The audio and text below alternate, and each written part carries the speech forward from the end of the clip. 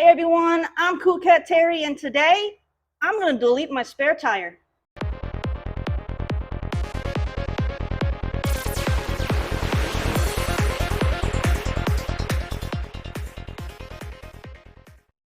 Welcome back everyone, and as I just stated, I'm going to remove the spare tire from my BMW Z3. It's been a project I've been procrastinating on for quite some time, but I went ahead and I finally am going to get it done today.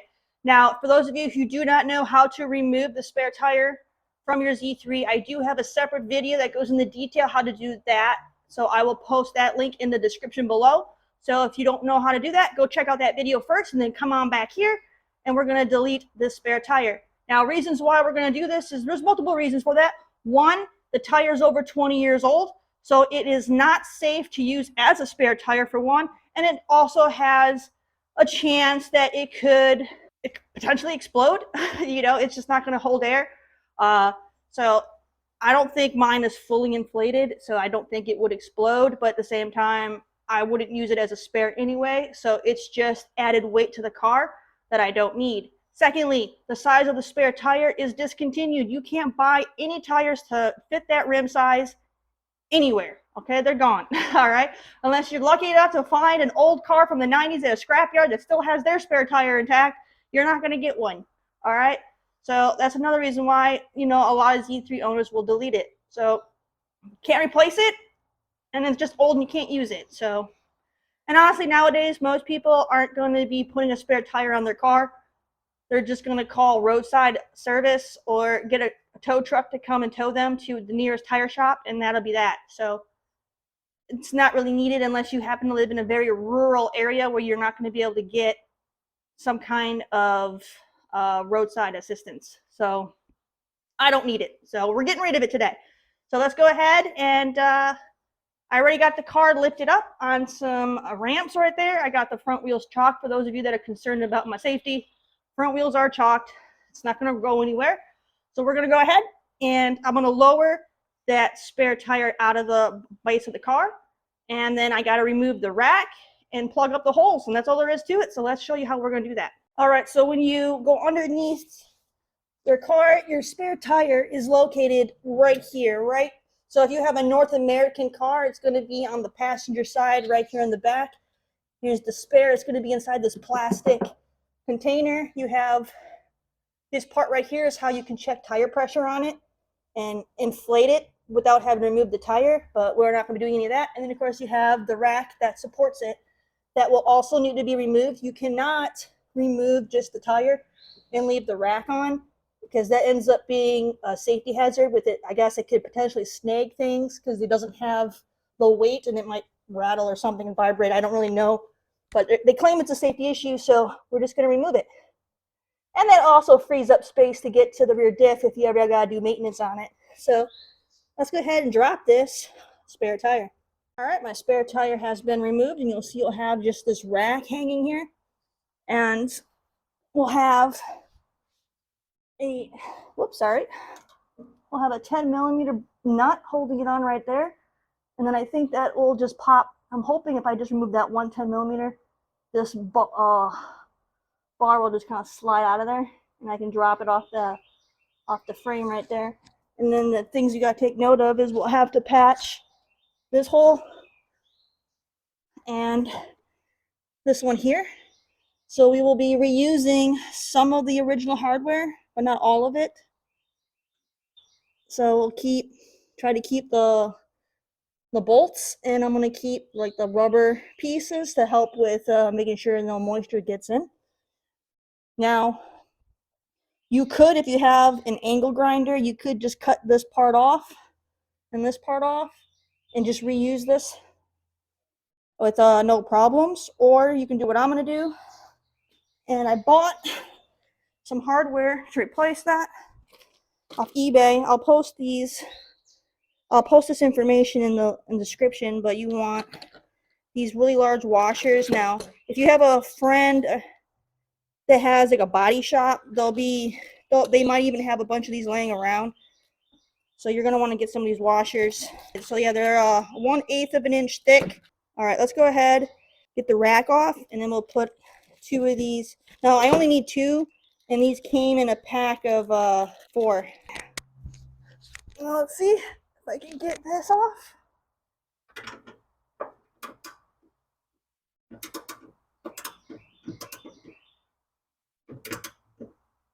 See if this whole thing is spinning on me or not. It is. Alright, so the whole thing's spinning. I'm going to need another 10 on the other end to hold it. I'm going to put a 10mm wrench. Whoops. And hold it in place on this end. And then hold that, and we'll try to get this off.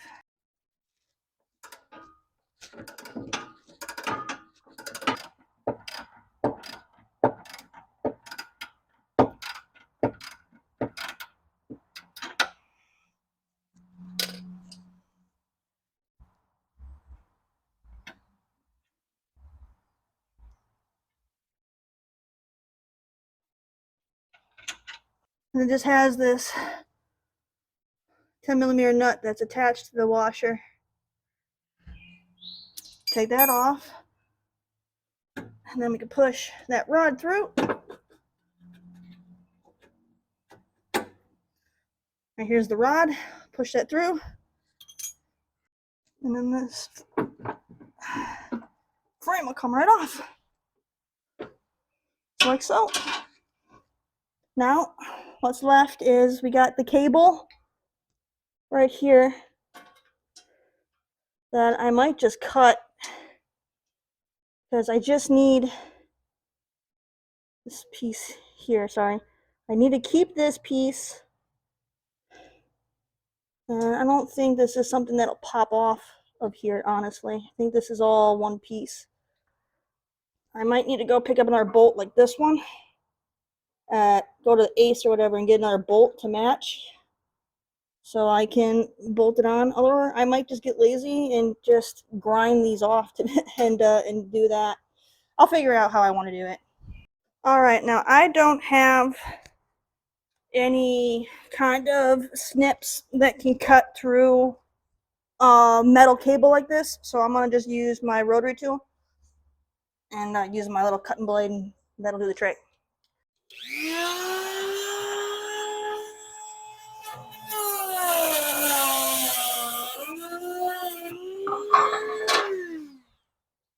Just like so. Now we have the rack officially removed.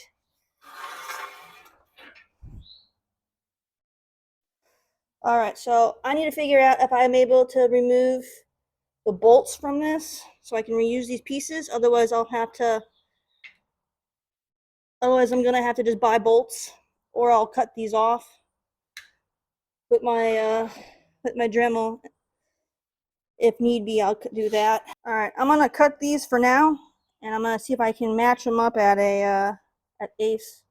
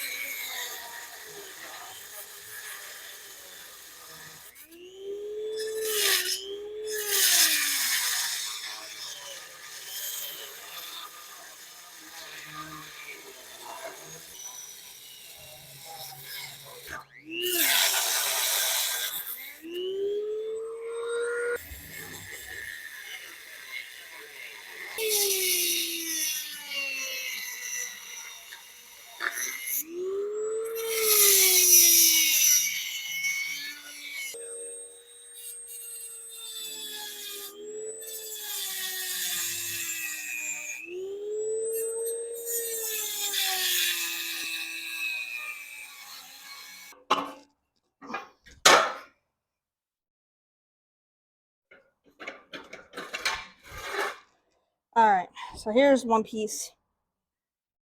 So what I'm going to do, now, like I said, you could just take this piece and just reattach it and plug it up and you're done.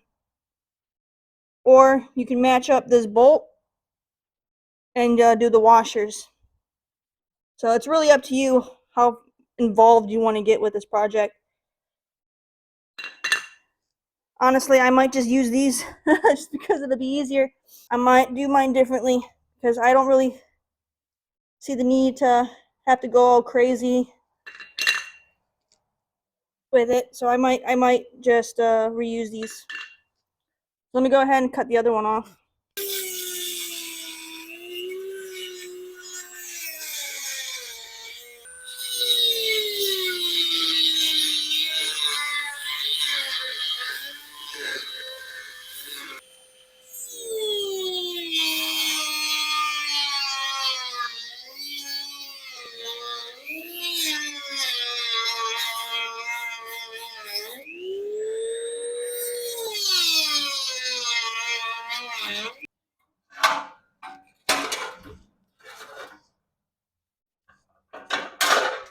There we go. Now we got this piece off. And this is trash. I mean, I guess if you ever need, I guess you could cut it up and get different sizes of like metal rods that you could reuse if you do any kind of metal work. Otherwise, recycle it. Take it to the scrapyard. All right, so this is what we have. This is one of the pieces here. You have the little rubber weather strip piece there to keep rain from getting inside the trunk. We got this piece here. Now, like I said, you could delete this all together and just get one of these washers and then get a bolt and then just reuse this piece to fit it to the inside of your trunk.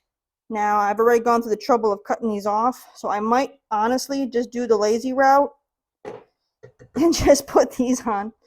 Reuse this, I guess, so that way help keep moisture from getting in your trunk.